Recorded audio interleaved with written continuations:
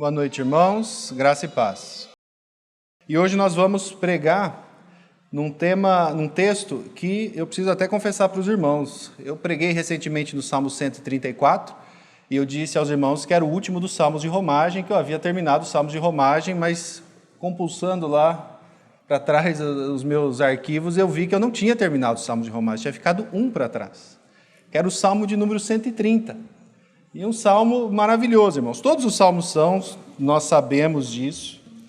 Mas o Salmo 130, até me lembro, quando eu li o texto, comecei a fazer as minhas pesquisas a respeito do texto do Salmo 130, eu falei, não, vou até deixar para depois, para um momento especial, porque eu li, dos comentaristas que eu havia lido, eles já disseram que esse aqui era um dos salmos prediletos de Lutero, Calvino, Agostinho e John Owen. Eu falei, não. Se para todos esses homens de Deus, esse salmo é um salmo que para a experiência pessoal deles foi tão importante, eu vou deixar para depois. Deixei para depois e acabei esquecendo. E ainda falei que tinha acabado, não tinha acabado.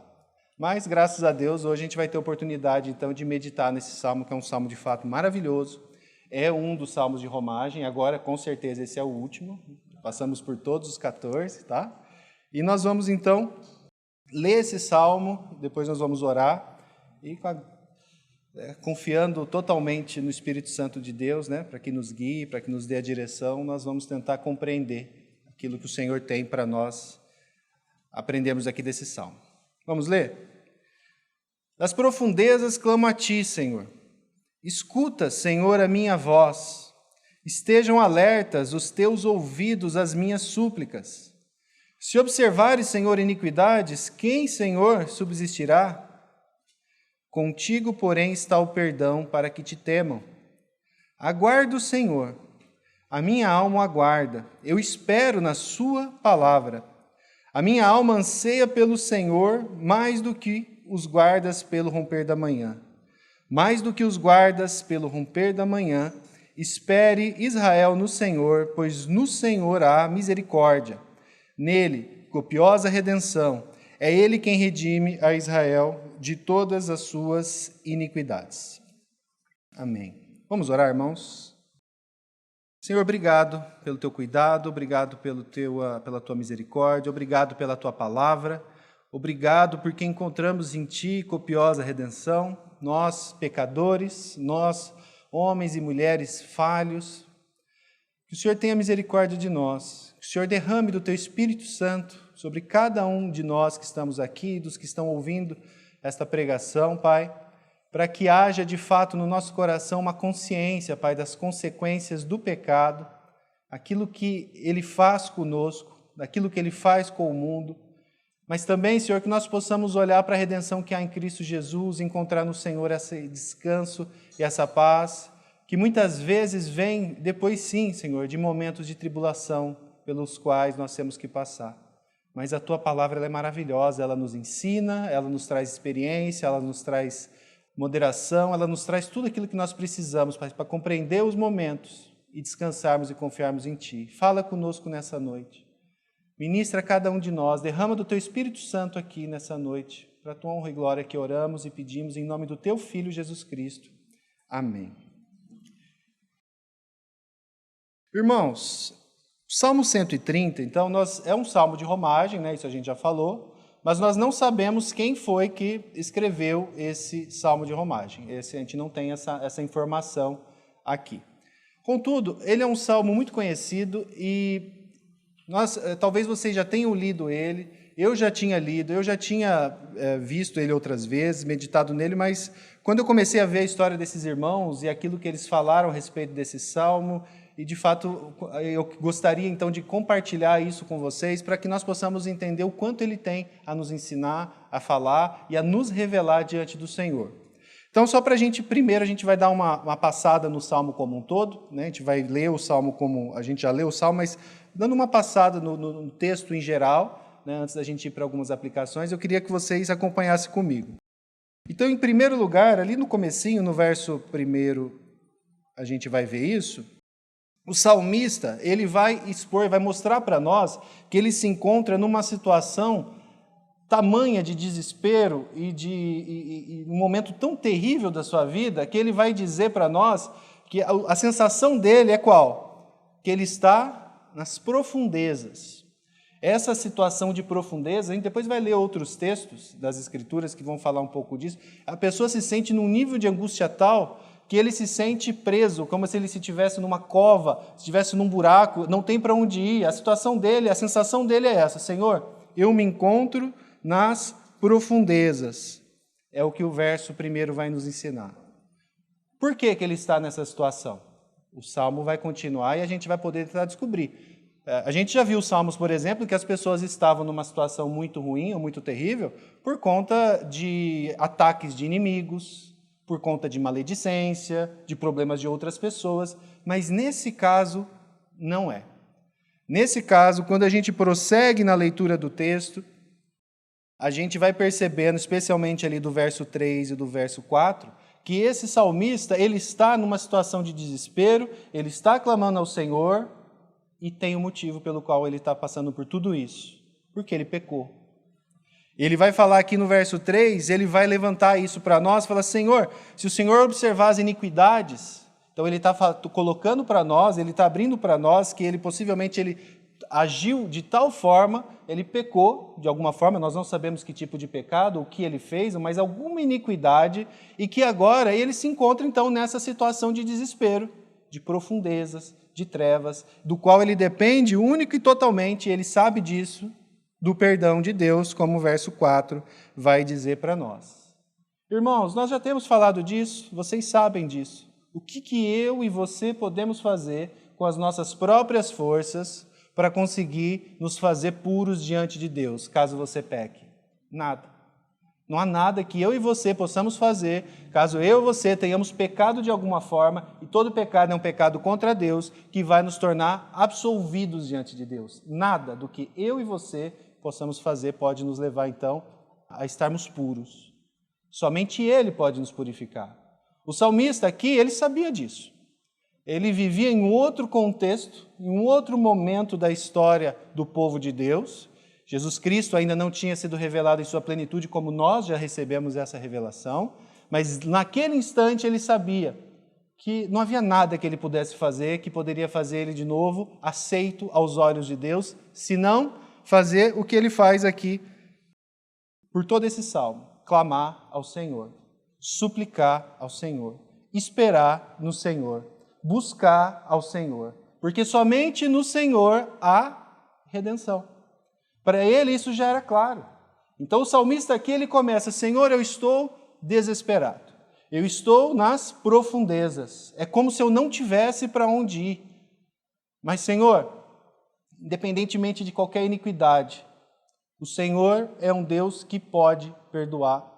Eu não posso fazer nada e eu clamo a Ti: Senhor, me perdoa. Eu busco no Senhor: Senhor, me perdoa. E Ele entrega a causa dele ao único que efetivamente pode perdoar, tratar, curar, salvar, que é quem? O nosso Senhor. É isso que ele vai fazer até o verso 6.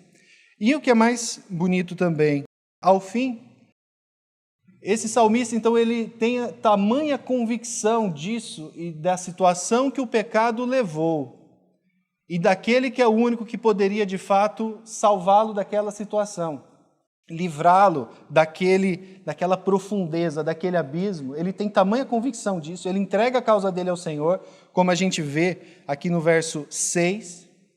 Ele decide esperar no Senhor, e a figura que ele usa aqui no verso 6, irmãos, é uma figura maravilhosa. A gente tem que tentar sempre entender essas figuras. É muito importante que a gente tenha ilustrações conforme a gente vá pregando, explicando de forma expositiva a palavra, mas esses salmos aqui, eles são muito didáticos.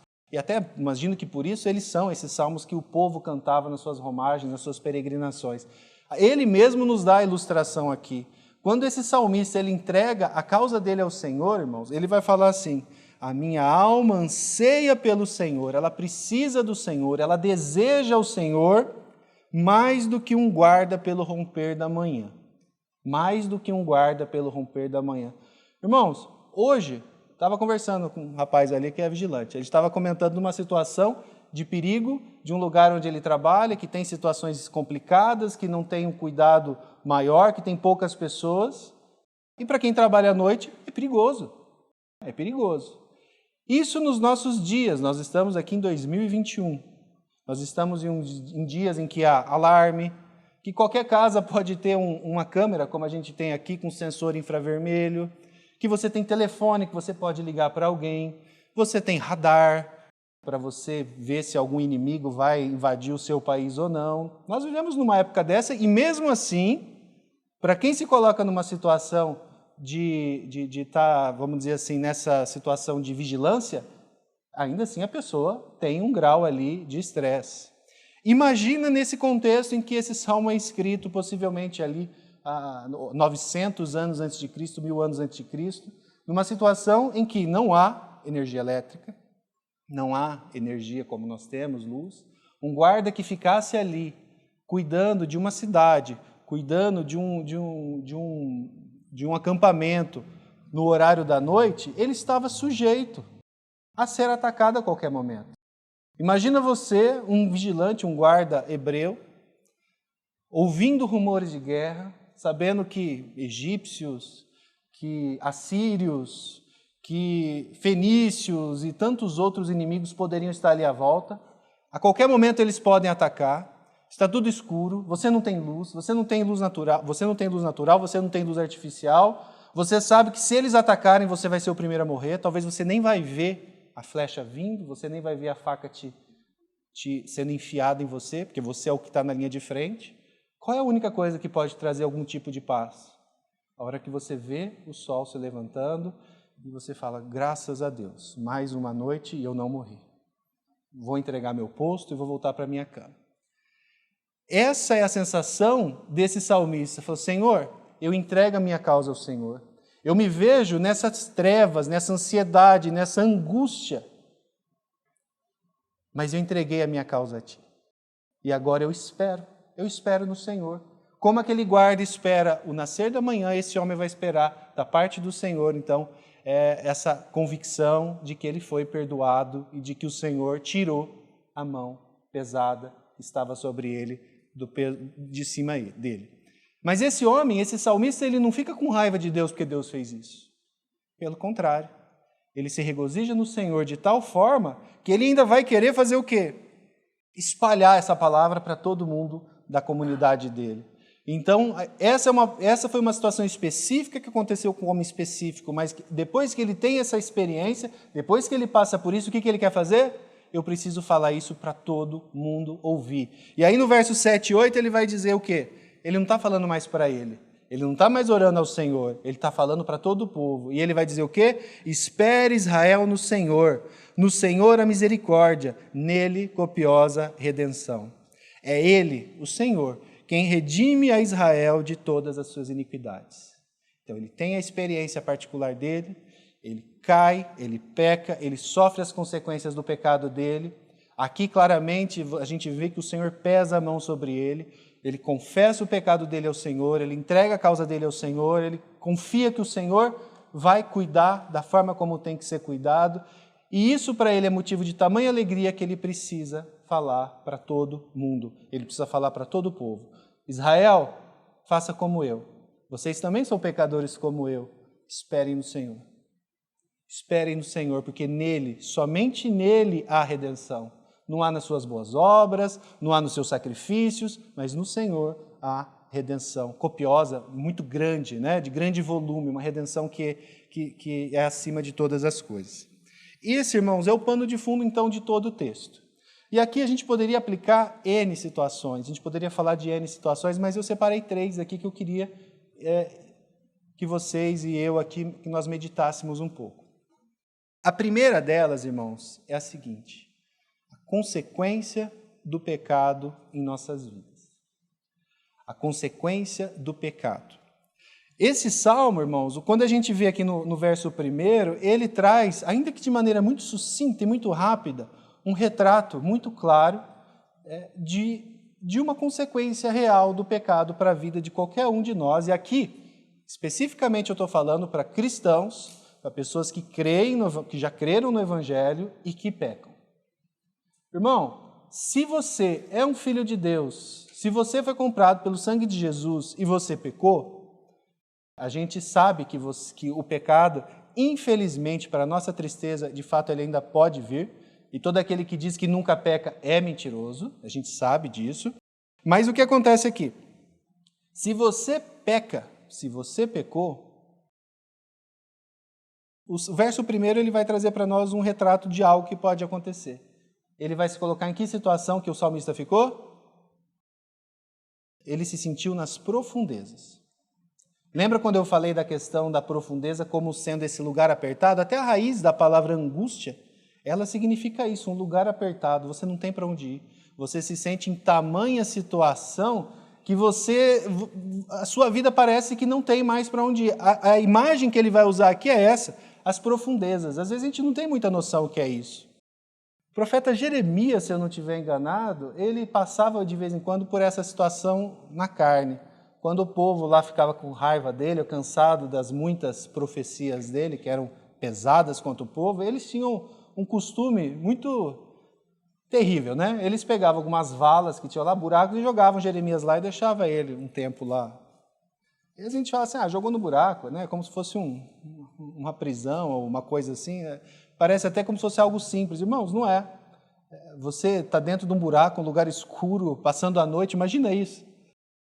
Aqui é lógico, o salmista não passou por isso de maneira literal, mas é como se fosse assim, é como se ele tivesse preso num lugar que ele não tivesse saída alguma.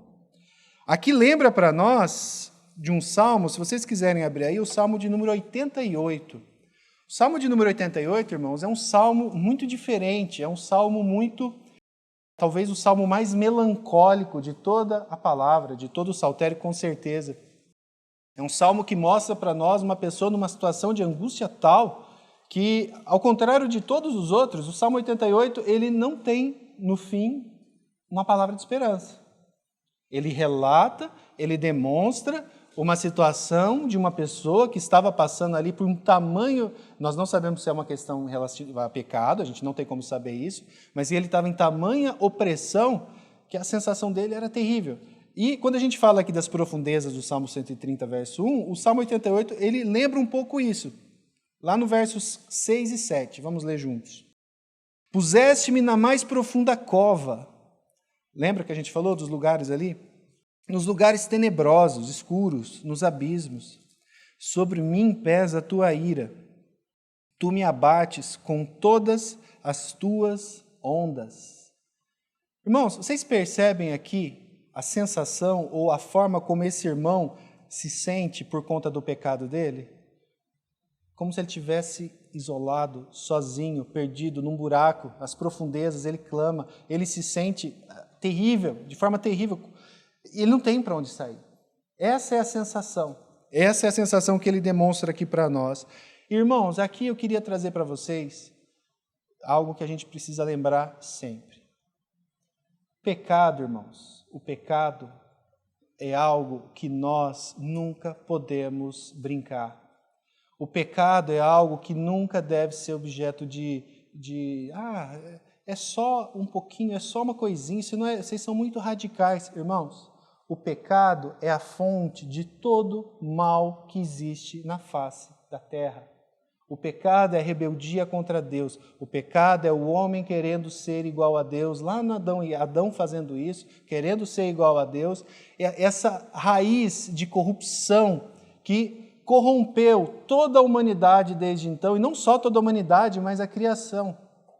Irmãos, a gente e o mundo conseguiu fazer com que uma boa parte da igreja, se não a maior parte mesmo da igreja, dissociasse a ideia do pecado com a ideia das coisas que estão acontecendo. Você vê uma criança sendo espancada até a morte, como a gente viu esses dias, pelo padrasto, com a conivência da mãe.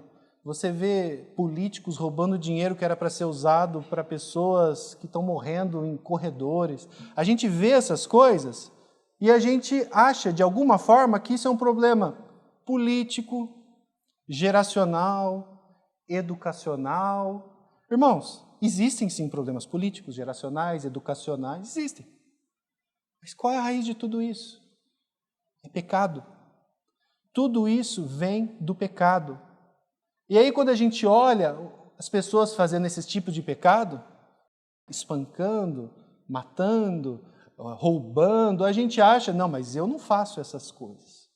O meu pecado é de outra natureza, o meu são pecadinhos, coisinhas simples, pequenininhas, que Deus nem vai se lembrar. Irmãos, todo pecado, sem exceção, seja de um homicídio, seja uma mentirinha que você acha que não tem problema, é uma ofensa direta sua contra Deus. E que vai trazer consequências para a sua vida, para a vida da tua família, para a vida da tua comunidade, para todo mundo que está aí no teu entorno. Não brinque com o pecado, irmão. Quando você vê pessoas morrendo lá longe, você, não tem nada a ver com isso. É a mesma coisa daquele rapazinho bem de vida, né, que estuda no colégio particular e que fuma a maconha dele ali só na festinha e acha que ele não tem nada a ver com quando morre alguém assassinado por alguém do tráfico. Ele tem tudo a ver com aquilo. Ele faz parte daquilo. O pecado, irmãos, ele está todo interligado. Não existe pecados diferenciados. Irmãos, toda vez que você ou eu pecamos, nós que cremos no Evangelho, que cremos em Cristo Jesus, que cremos que Ele morreu naquela cruz, por conta exatamente dos nossos pecados, irmãos, a gente está usufruindo, a gente está optando de uma maneira racional e consciente por usar algo que foi o responsável pelo Filho de Deus ter morrido numa cruz.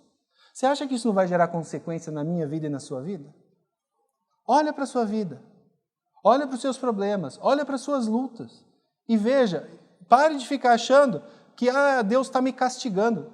Irmãos, quanto das nossas lutas e das nossas tribulações e das nossas dificuldades não são simplesmente consequências diretas do pecado que eu e você decidimos cometer.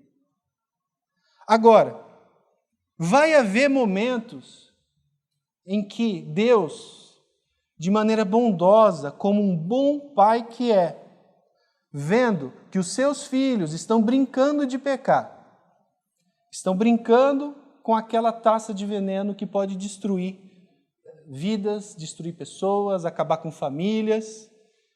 E o Senhor, bondosamente, piedosamente, como bom pai, Ele então pega a mão dele, e essa mão muitas vezes é muito pesada, e Ele pesa sobre nós. E Ele vai apertar muitas vezes a nossa vida de tal forma que nós vamos nos ver como o salmista se viu, nas profundezas. Eu não tenho para onde ir, Senhor. Por que o Senhor está me segurando tanto? E muitas vezes, irmãos, essa mão do Senhor que te segura com tanta força, que chega a machucar e doer, está te protegendo de fazer algo terrível, que você nem imagina. Se não com você, pode ser com seu filho, pode ser com a sua esposa. Salmo 32, ele vai nos falar isso de uma maneira muito clara. Davi vai falar isso para nós de uma maneira muito clara. Muito conhecido esse texto.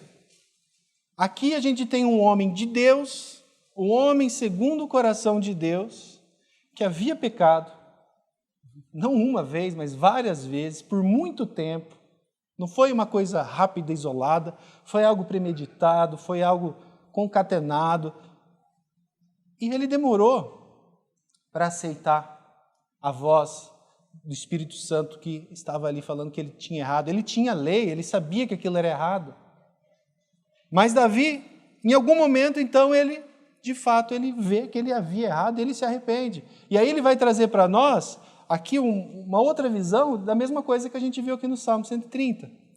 Enquanto eu calei os meus pecados, ou seja, enquanto eu fiquei fingindo que eu não estava em pecado, que não tinha problema, que era só uma coisinha de nada, enquanto eu fiquei justificando, enquanto eu fiquei colocando, não, mas todo mundo faz. Não, e aqui eu estou usando exemplos nossos. Todo mundo faz isso. Isso é radicalismo, isso é legalismo. Nossa, não pode mentir agora? Não posso encher a cara uma vez por semana? Enquanto a gente fica fazendo isso, nós estamos justificando pecados. E aí o que Davi vai dizer para nós? Enquanto eu calei os meus pecados, enquanto eu fiquei fingindo que eles não existiam, envelheceram os meus ossos pelos meus constantes gemidos todo dia, porque a tua mão, essa mão bondosa de um bom pai, pesava dia e noite sobre mim, e o meu vigor se tornou em sequidão de estio. Meus irmãos, muitas vezes eu já passei, Vocês já passaram, talvez muitos aqui estão passando por momentos em que o Senhor pega a mão dele pesada e aperta. E nós reclamamos, e nós brigamos, e nós choramos, e nós fazemos birra. Um bom pai nunca vai deixar o filho dele sair por causa de birra. Ele vai segurar a disciplina até o momento em que ela for necessária. Nós temos que aprender a lidar com a disciplina do Senhor. Nós temos que aprender a tentar entender o porquê que o Senhor está nos levando para aquela situação. Aceitar as situações. Entregar para Ele e falar, Senhor, tem vezes que vai ser claro, mas tem vezes que não é. A gente não sabe nem por que é. Então, nós temos que aprender a discernir as disciplinas do Senhor, entender que essa mão pesada, ela é a mão de um pai, não é a mão de um carrasco. Nós temos que entender e ter discernimento disso. E aqui eu queria trazer o exemplo de um desses irmãos que amavam tanto esse salmo aqui. O irmão John Owen, ele foi um dos maiores puritanos, né, inglês, né, e ele foi um dos maiores teólogos de todos os tempos, um homem de Deus. Olha só o que ele vai escrever. Eu quero que vocês prestem bastante atenção. Quando ele conheceu esse salmo, ele ficou tão... Ele teve uma experiência com o Senhor tão intensa em relação à forma como o Espírito Santo falou com ele, que ele escreveu um livro inteiro sobre esse salmo, de mais de 300 páginas, de tanto que aquilo tocou o coração dele. E olha como ele escreve. Preguei Cristo por alguns anos, numa época em que possuía muito pouco, se é que eu tinha, conhecimento experimental com respeito ao acesso a Deus por meio de Cristo. Ele tinha conhecimento teórico, mas nem ele tem certeza se naquela época ele tinha um conhecimento prático disso. E olha o que ele vai dizer, olha a forma como ele coloca. Mas o Senhor se agradou de me visitar com pesarosa aflição, por meio do qual fui trazido à beira da sepultura, e sob a qual a minha alma foi oprimida com horror e trevas. Olha a forma como ele coloca. Muito parecido quando a gente vê o Salmo 88, o Salmo 131, a forma como Davi coloca no Salmo 32, mas ele continua, mas Deus graciosamente socorreu meu espírito por meio de uma poderosa aplicação do Salmo 130, versículo 4. Contigo, porém, está o perdão para que o temam. Irmãos, aqui vai então a nossa primeira aplicação. Talvez você esteja brincando com o pecado. Talvez você esteja achando que não tem problema, que não vai fazer tão mal assim. É isso que a mídia tem nos ensinado. Não, isso aí não é pecado. Pecado é matar, estuprar, isso é pecado, mas, irmãos, pecado é o que a Bíblia diz que é pecado. Talvez você esteja brincando de pecar. Se isso está acontecendo na sua vida, arrependa, clame ao Senhor. Se você não está tendo espírito de arrependimento, clame ao Senhor para que te mostre isso, te dê um espírito de arrependimento e peça perdão ao Senhor. Não brinque, não brinque. O pecado ele gera morte. Toda vez que você vê alguém morrendo, que você vê alguém chorando, alguém sofrendo, saiba, isso está acontecendo por causa do pecado. Por causa do pecado. De alguma forma ou outra é uma decorrência direta de algum tipo de pecado. Essa é a primeira aplicação. A segunda, irmãos, talvez você esteja passando por algum momento em que a mão do Senhor está pesando sobre você. Talvez essa mão do Senhor pesando sobre você seja por conta de algum pecado. Se for, busque ao Senhor de forma humilde, confesse a Ele, peça perdão a Ele, busque a restauração, não impropere, não reclame, não se revolte contra o Senhor pelo cuidado dEle. Todos nós aqui já fomos filhos um dia, todos nós aqui já fomos disciplinados um dia. É bem possível que todos nós aqui já nos sentimos extremamente revoltados com os nossos pais quando eles nos disciplinaram. Pode até ser que em muitas situações a disciplina foi errada, nossos pais não são perfeitos. Foi mais do que deveria. Mas, irmãos, onde estaríamos nós se nós não tivéssemos sido disciplinados? Então, o Senhor é um Deus bom porque Ele disciplina. Esse é um dos motivos pelo qual Ele é bom. Então, se você está passando por um momento de você se sentir nas profundezas, se sentir nessa situação, como o John Owen fala aqui, assim, parecia que eu estava à beira da morte, eu não estava aguentando mais, não se desespere. Busque o Senhor.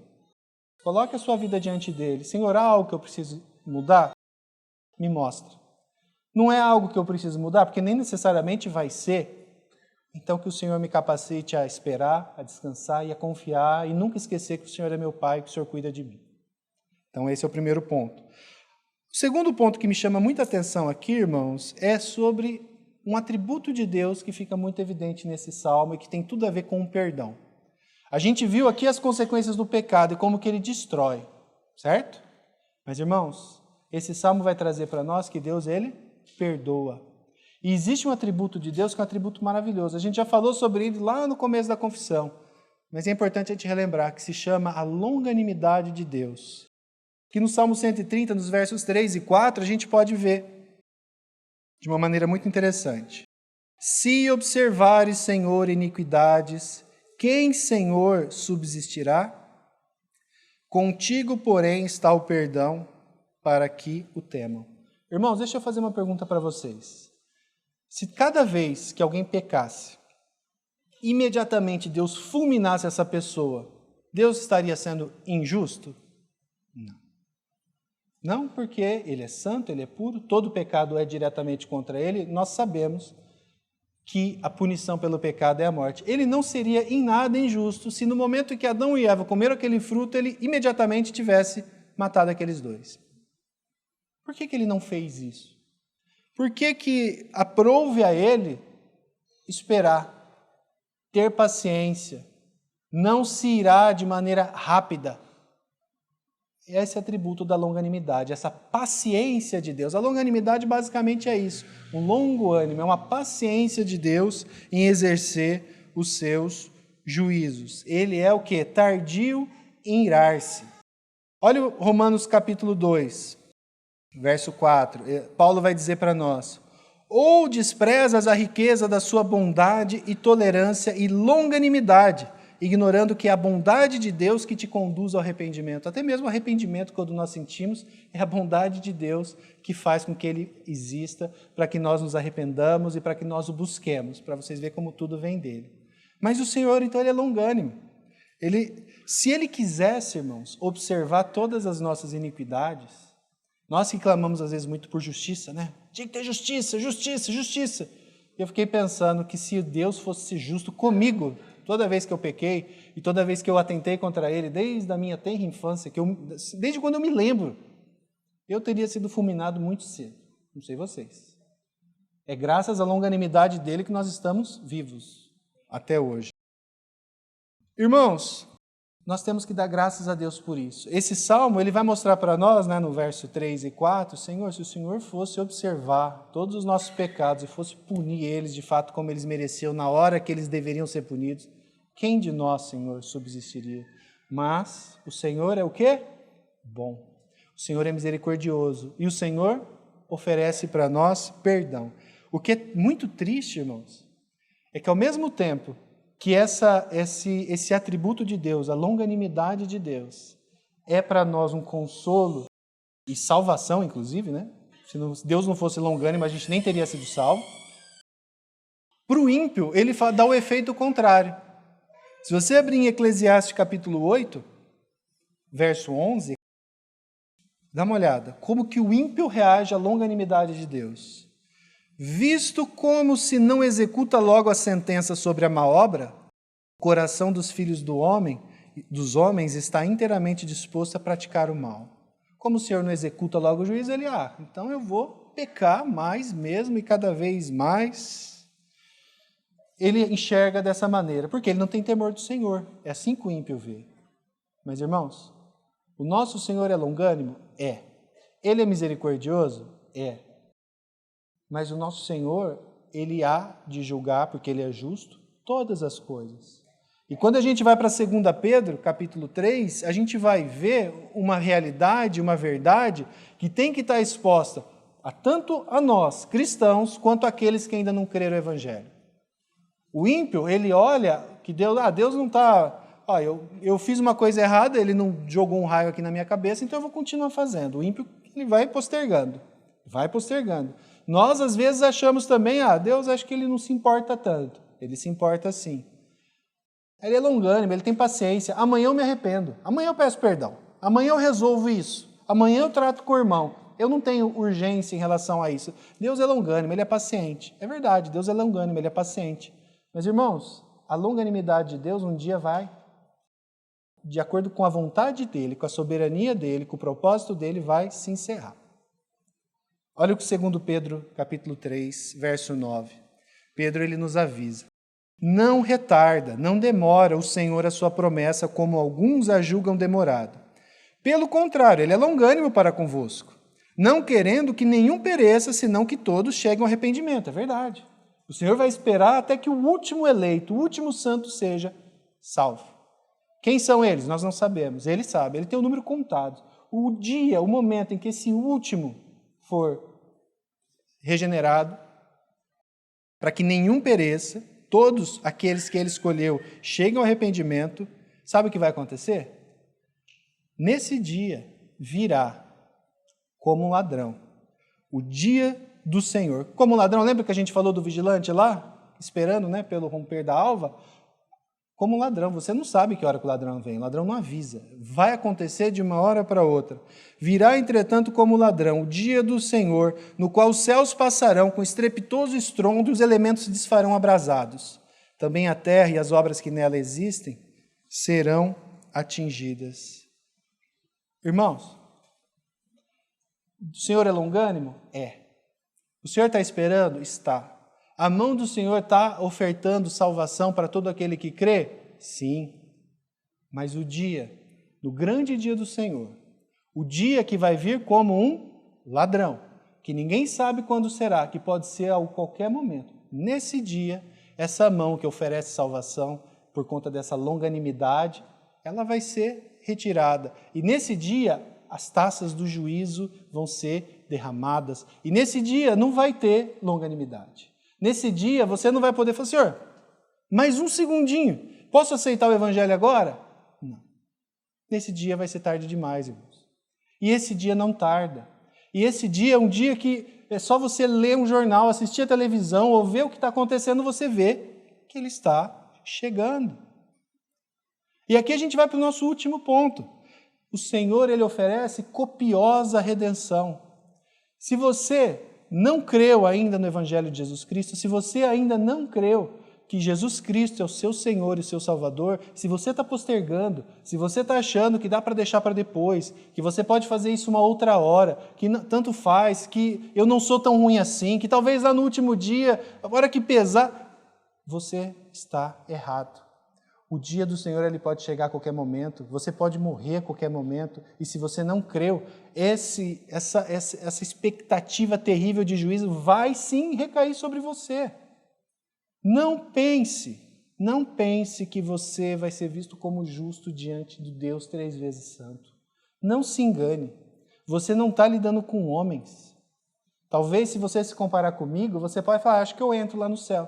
Se você comparar com qualquer um de nós aqui, ele também é pecador. Para você poder entrar no céu, vamos dizer assim, você tem que se comparar com Deus e ser tão puro e perfeito quanto Ele. Você vai conseguir fazer isso? Não vai. E é por isso que nós dependemos e precisamos de Jesus Cristo, morrendo naquela cruz. E nós precisamos buscá-lo e aceitá-lo como nosso Senhor e nosso Salvador, aquele que vai buscar, aquele que vai conquistar, que vai comprar para nós essa copiosa redenção de que o salmista fala.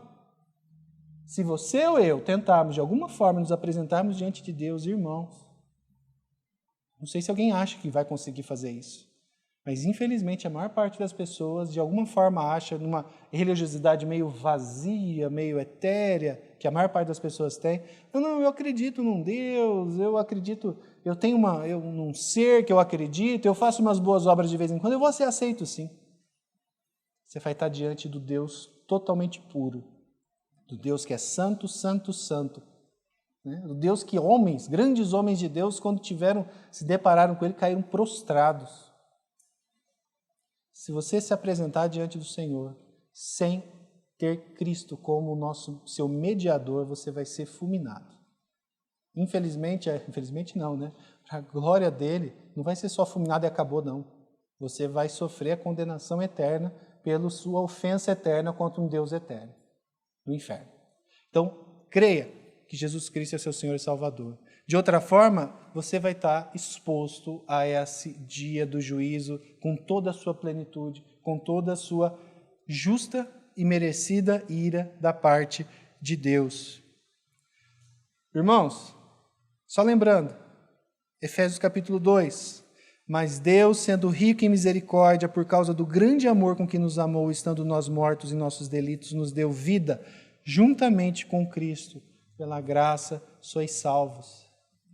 Quando a gente vê o Salmo 130, no final, quando o salmista ele fala, no Senhor nós temos copiosa redenção, ele nem tinha a noção, ele não tinha a ideia de um texto como esse que nós já temos e muitas vezes desprezamos. Nós podemos ver de uma maneira tão clara. Romanos capítulo 10, irmãos. Se com a tua boca confessares Jesus como Senhor e em teu coração creres que Deus o ressuscitou dentre os mortos, serás salvo. Porque com o coração se crê para a justiça e com a boca se confessa a respeito da salvação. Irmãos, isso aqui é verdade? É. O que você precisa, você que não crê ainda, o que você precisa fazer para ser salvo? Eu vou sair aqui de joelho, vou comprar, vou vender tudo que eu tenho para comprar a cesta básica. Se você quiser depois fazer isso, como louvor a Deus, você pode até fazer, mas isso não te leva para o céu. O que você precisa fazer é confessar com a tua boca que Jesus Cristo morreu naquela cruz no teu lugar e crer nisso no teu coração. É isso que você precisa fazer. Essa é a nossa última aplicação. Se você ainda não creu no Evangelho, creia. Se você ainda não confessou com a tua boca, confesse. Irmãos, os dias, cada dia que passa é um dia mais próximo do dia do juízo. Cada dia que passa nós vemos sinais e situações acontecendo cada vez mais estranhas. Coisas que a gente falava, eu me lembro muito do pastor Paulo Bornelli falando, às vezes pregando algum tempo atrás, antes de tudo isso que a gente está passando, ele falou, eu tenho 80 anos e quando eu tinha 50, eu nunca imaginava que as coisas estariam agora dessa forma. Ele lembrava de 30 anos atrás e falava, como está tudo diferente. Irmãos, hoje a gente está falando isso em relação a 1 ano atrás. Há 1 ano e meio nós estávamos aqui nesse mesmo púlpito pregando e a gente nunca imaginaria que as coisas estariam como estão. Numa velocidade tão rápida. Irmãos, se isso não for para a gente ficar atento, o que vai ser? O que a gente precisa? Então, que nós possamos, de fato, crer, confiar. Resumindo aqui, né, irmãos? Em primeiro lugar, cuidado com o pecado. O pecado, ele traz consequências terríveis. Se você está em pecado, ou se o Senhor está te apertando, disciplinando, confesse o teu pecado, aceite a disciplina do Senhor, busque no Senhor o descanso para isso. E se você ainda não creu nisso, creia que no Senhor há de fato copiosa redenção para todo aquele que invocar.